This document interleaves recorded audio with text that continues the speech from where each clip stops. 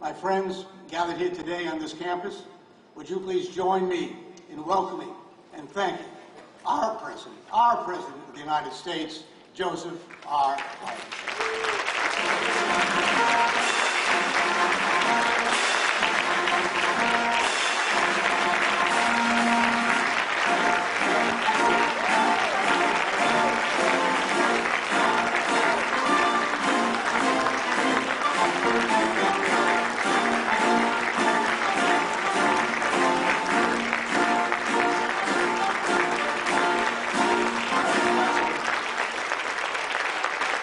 Thank you so very much. My name is Joe Biden. I am Joe Biden's husband. I'm delighted to be here. Thank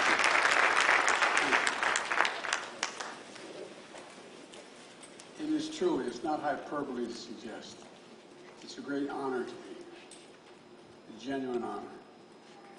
And at this great public university, celebrating the life and legacy of not one, but two proud sons of Connecticut, Senator Thomas Dodd and my good friend, and we truly are really good, close friends, Senator Chris Dodd.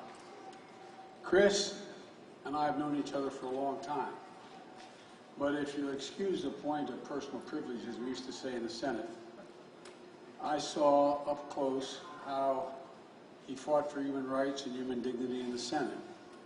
Do you know what my measure, Madam Ambassador, Ambassador Kennedy, you know what my measure is? People who tell me they care about people and then disrespect a waitress or a waiter. People who tell me they care about how, in fact, people are entitled to be treated with dignity and walk by someone at a shoe side stand and suddenly say hello. People who do not do just simply decent things for ordinary people. That's the real measure. I've never seen Chris, figuratively or speaking, walk by anybody. I've never seen him, nor his wife, nor his two brilliant, beautiful daughters.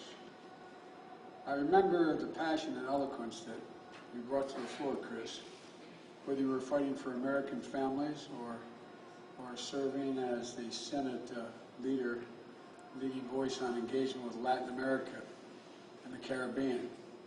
And your brother, the ambassador, did a pretty damn good job as well. I think that the work this center is doing to bring human rights to the forefront of public understanding is making a real and immediate impact for all young people today. You know, I think it's going to rate high among your family's many great and lasting contributions to the country, Chris. And I know this is truly a family commitment for the Dodds. So thank you for inviting me to be part of this. I think I really mean it. It's an honor to be able to be here. Of course, I owe Chris. I remember where, as he pointed out, we were both running for president back in 2007 with almost no cash in either of our campaigns.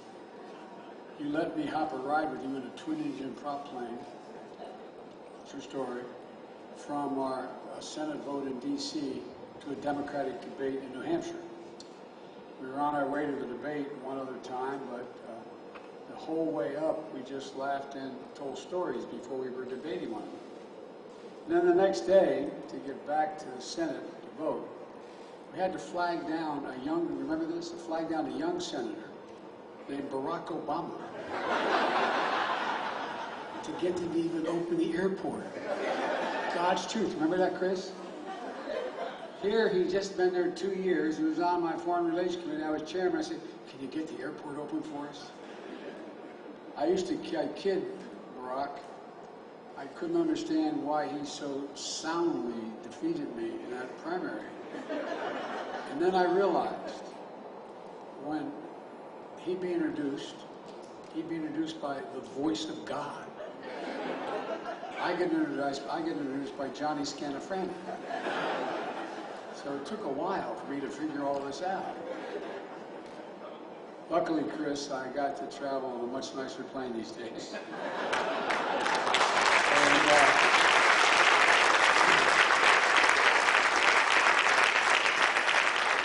yours to travel in any time you would like. I want to thank a few more proud Connecticut leaders who've been spending time with me today. Governor Lamont, you're one of the finest governors in the country. I'm not being solicitous.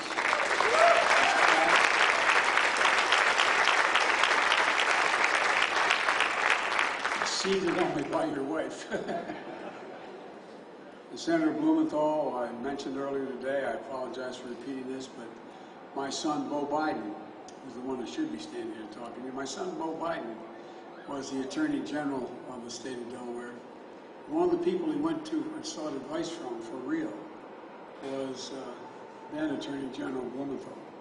They became friends, and my son was a great admirer, and I think the senator knows that. And Senator Murphy, if I have to summon in the foxhole with me, I want Murphy with me, man. No, I'm serious. This guy knows as much about foreign policy as anybody does, and his failure to remain silent has meant a great deal to me because he's spoken up on so much. And Representative Courtney, I thank you, thank for your help and your support. And Rosa DeLauro. Rosa, I don't know as much as Chris does to Rosa, but I owe a hell of a lot to her. My son was married, and he was in the second year of law school, and he transferred to Yale Law School. And Rosa heard that I was coming up with him, and the apartment he rented was less than ideal. And the whole thing had to be painted. My brother Jimmy fixes everything. My brother Jimmy's with us, and we went down and bought about 28 gallons of paint. I don't know how, but for real, it was hot as hell as well. And I'm up on a 8-foot ladder painting the crown molding and sweating like the proverbial you know what. And here, the door, I said, come in. And the then, is it Alderman or Councilman at the time? Alderman DeLauro walked in, her mom. And she said, where's Biden? I said, I'm here. She said, no, stop fooling with me, son. Where's Biden? I said, no, I'm Biden. I'm Biden. And she came. I said, I just want to come over and introduce myself and tell your son will be taken care of. And in walks the chief of police. I thought, oh my God, what did I do? She said, you have nothing to worry about. You have nothing to worry about. Talk about constituent service. Rosa, you come by it, honestly.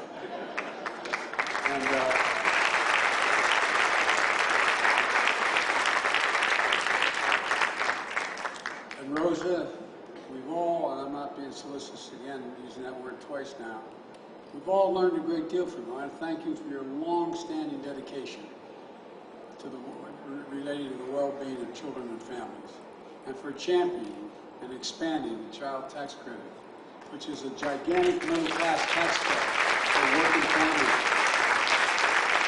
that finally got passed in the American Rescue Plan, which we were able to get done immediately upon being elected.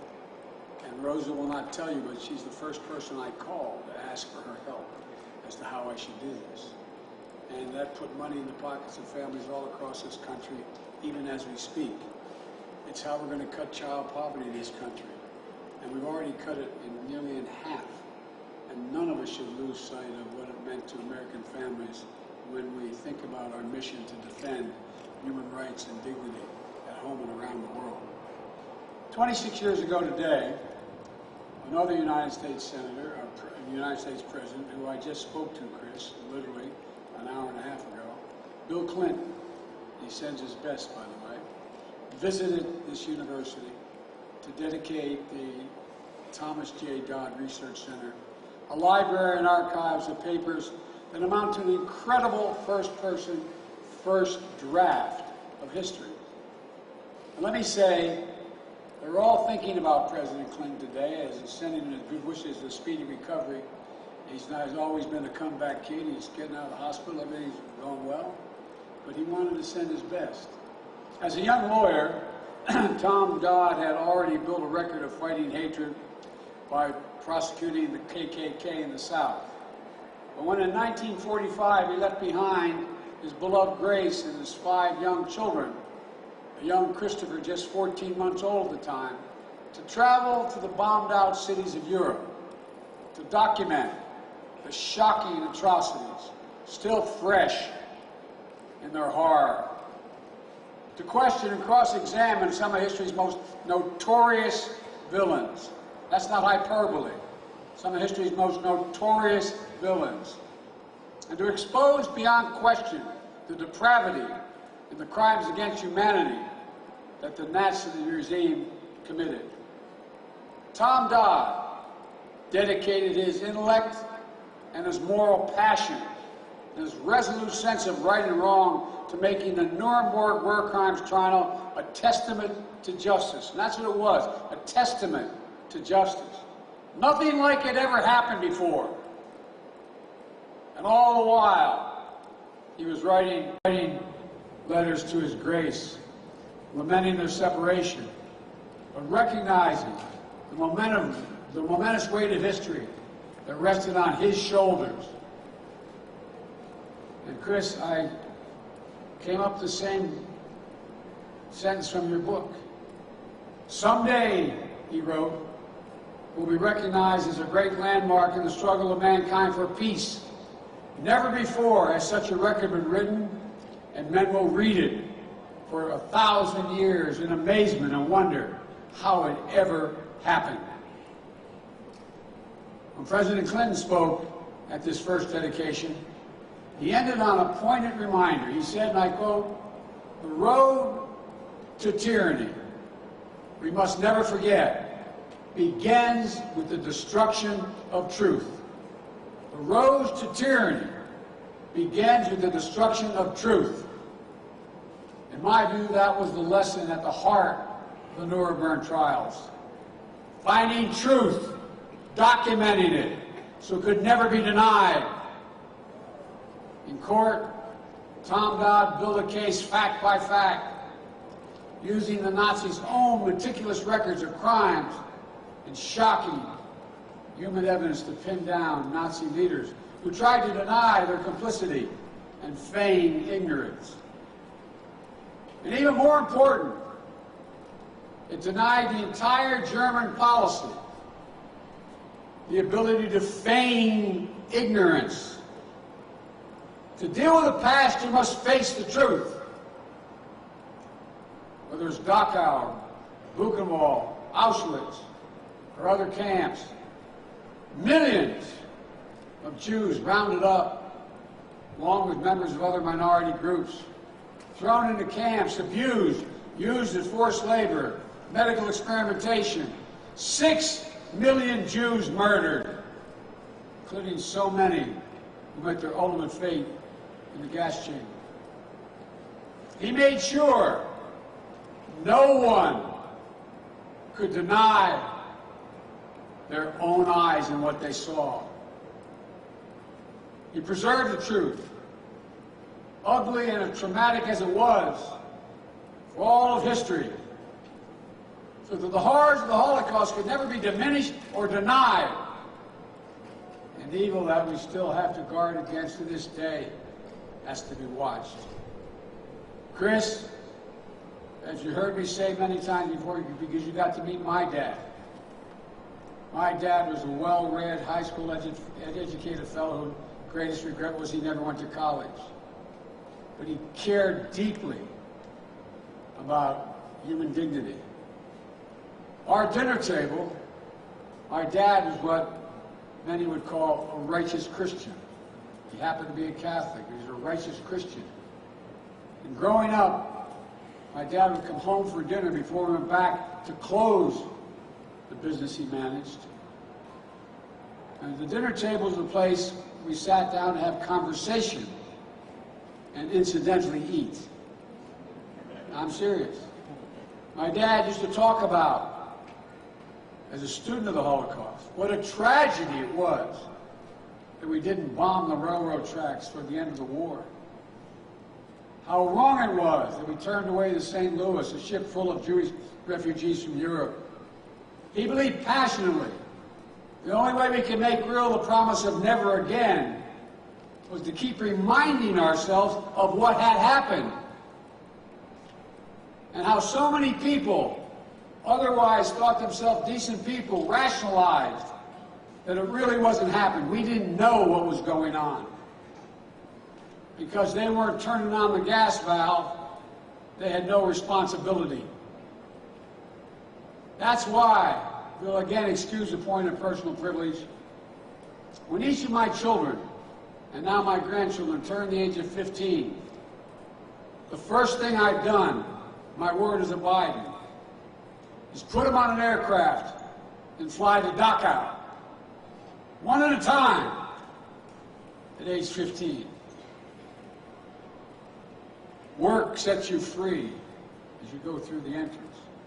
But that's not what I wanted them to see.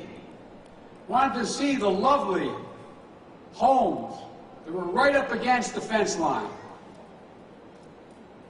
with their beautiful roofs.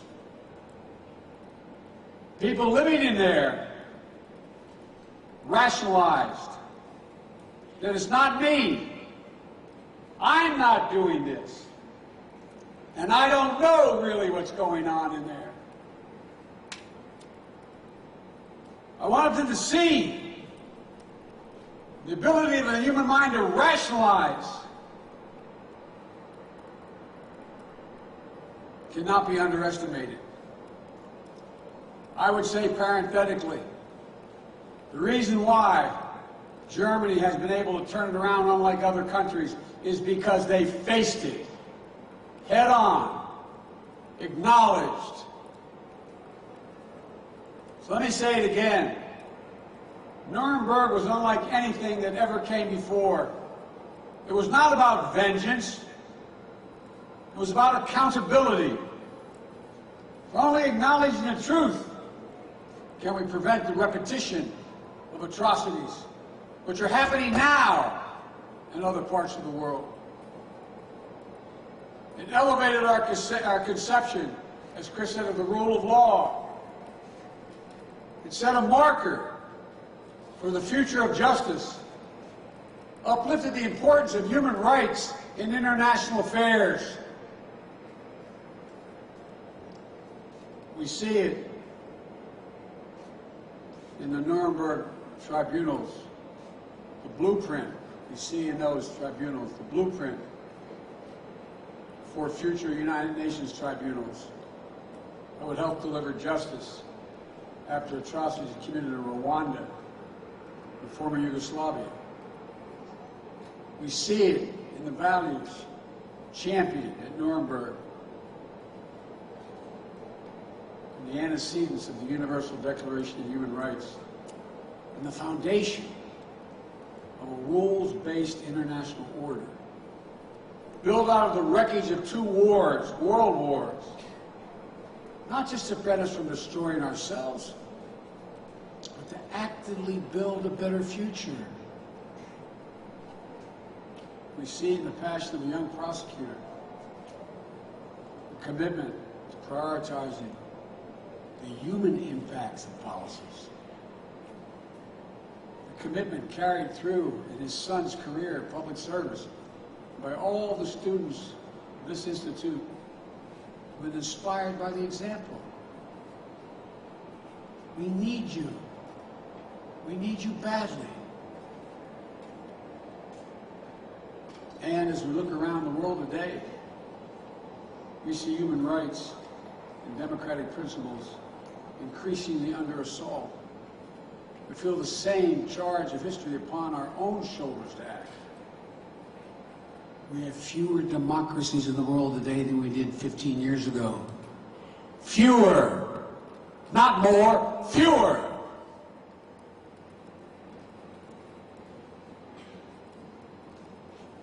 Cannot be sustained. That's why from day one of my administration, I've taken concrete steps to put human rights back at the center of our foreign policy and reassert our moral leadership on the global stage. To lead, as Chris has so often heard me say, with the power of our example, not the example of our power. Chris and I served in the Foreign Relations Committee. We excoriated the abuses elsewhere in the world and called for action overseas. But human rights, in some ways, stood apart from the domestic struggle of civil rights and civil liberties and equal justice here at home. Today, we know that our efforts to defend human rights around the world are stronger because we recognize our own historic challenges as part of that same fight. Leading by example means taking action at home to renew and defend our own democracy, to advance equity and promote justice, to defend the sacred right to vote in free, fair, and secure elections. Leading by example means not pretending that our history has been perfect, but demonstrating how strong nations speak honestly about the past and uphold the truth and strive to improve. We make the best case for gender equality, racial justice and equity, religious freedom, the rights of the LGBTQ plus peoples and other marginalized communities around the world by practicing what we preach.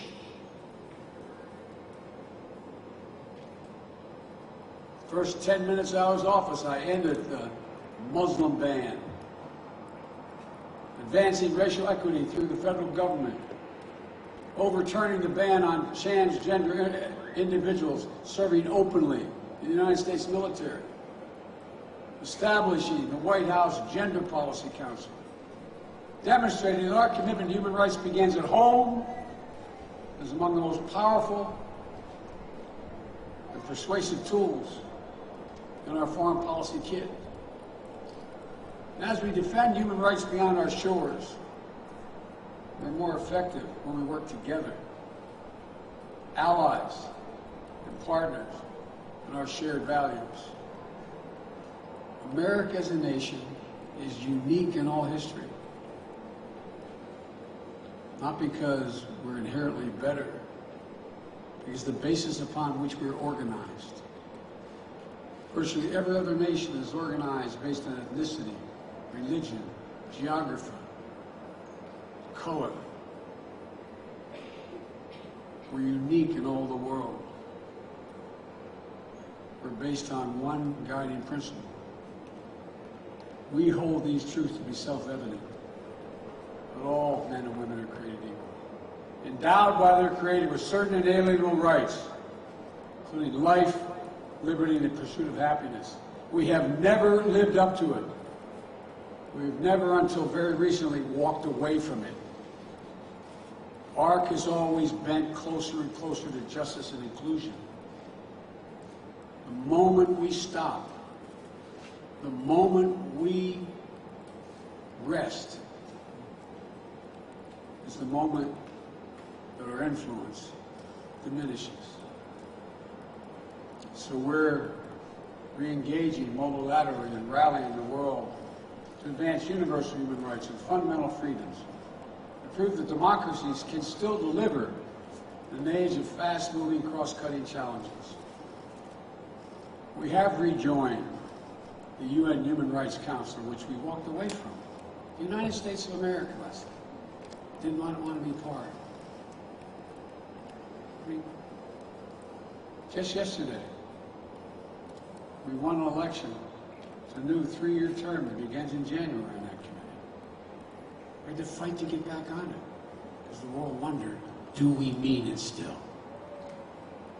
The United States of America, do we mean it? In December,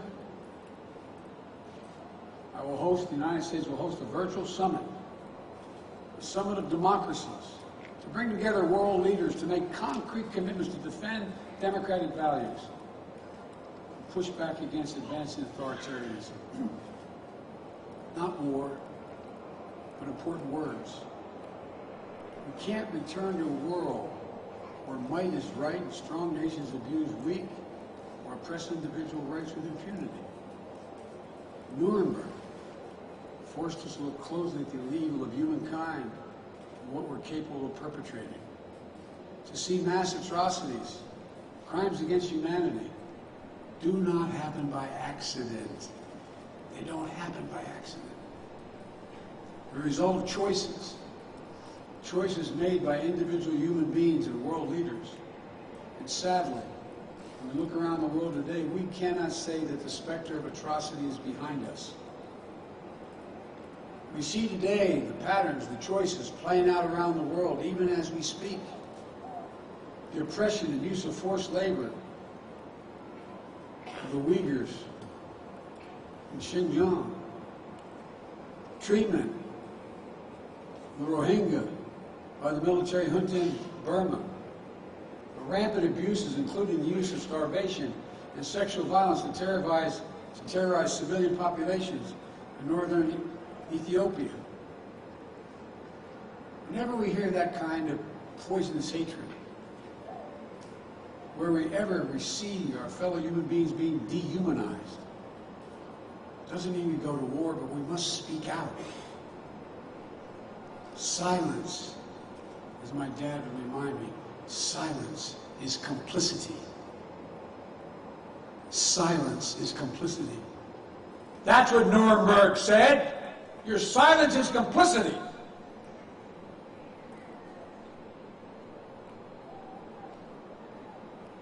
I've raised these issues personally with leaders around the world, our friends and adversaries alike. And I made it clear that no U.S. president should stand by when human rights are under attack and maintain their legitimacy.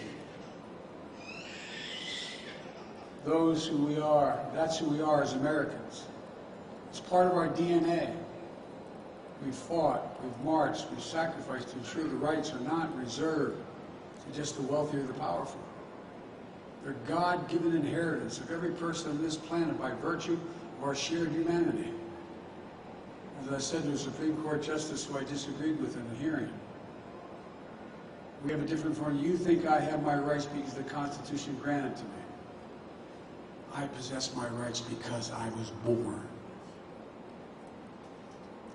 And I gave up some of my rights in the Constitution.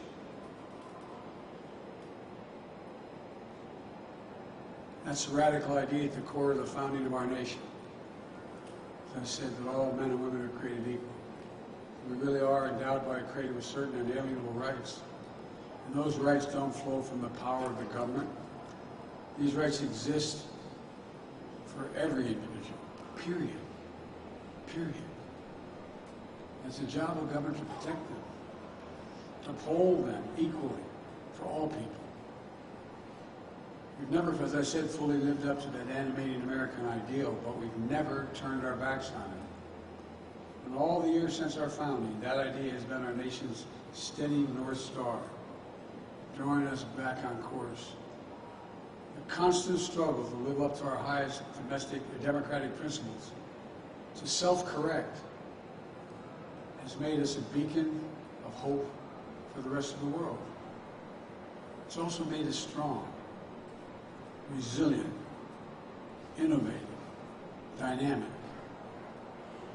As I said, I repeat, I apologize, America is the only nation founded on an idea, the single most powerful idea in human history.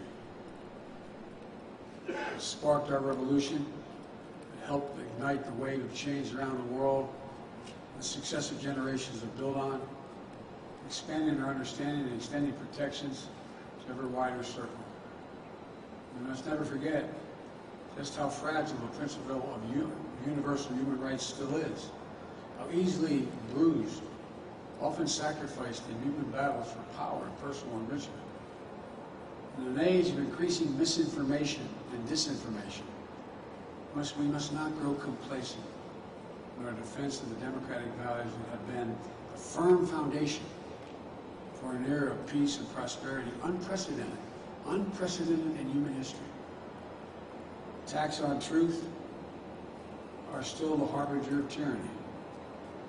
Nothing about our democracy is assured, as I'm sure you're all become to realize today.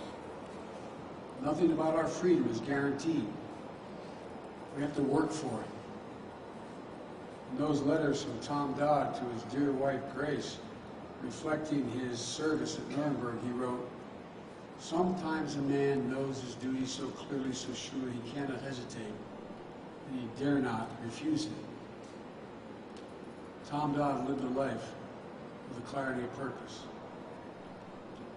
He brought it to his service as a U.S. Senator, leading the floor fights with the Kennedys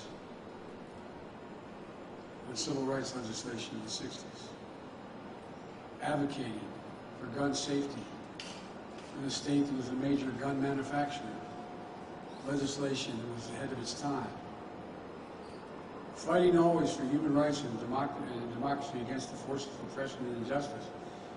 He passed that passion on to his children and to his son, Chris. Chris carried forward his father's mantle in the United States Senate. He used it to fight for all American children and families, passing the first Child Care Act we've seen in this country since World War II, passing the Family and Medical Leave Act. Chris rallied against policies that militarize our relationships with Latin America and argued, instead recognize and invest in the people of our hemisphere. He spoke out when he saw the legacy of justice that his father had fought for in Nuremberg being wrapped in the excesses of a war on terror. And he helped to create this center, growing it over the years from an archival repository for the truth into a leading center for the study and promotion of human rights at home and abroad, into a widely respected academic institution, training the next generation of human rights defenders and passing the torch to those of you who will carry the fight on in the future and for the truth. So as we rededicate the Dodd Center for Human Rights to honor the legacies of both father and son, let's also dedicate it to the future generations, to the students here in the audience today who discover and defend human rights is the passion and purpose of our life. So let us be dedicated to expanding our shared understanding that we can never fully realize the freedom we wish for ourselves, without also helping ensure that liberty and justice for everyone. And let's dedicate to the unending fight to bring our own nation, our own world, closer to a future in which every human being is free to pursue the highest dreams and unleash their full potential. And for you students that are here, undergraduates at this great institution, there's no reason why you will not be doing what I'm doing as President of the United States, standing here, speaking to audiences now. I mean that from the bottom of my heart. I was taught, came from very modest means, no Horatio Alger story, but very modest means, that you can be anything you set your mind to if you work at it. So many of you in this audience, especially in the second tier there, are the people that my grandchildren are going to be looking to. There's not a single reason why, we can't do this. Not a single reason. As I've told every world leader that I've gotten to know, and I've met many, many of them, it's never been a good bet to bet against the American people.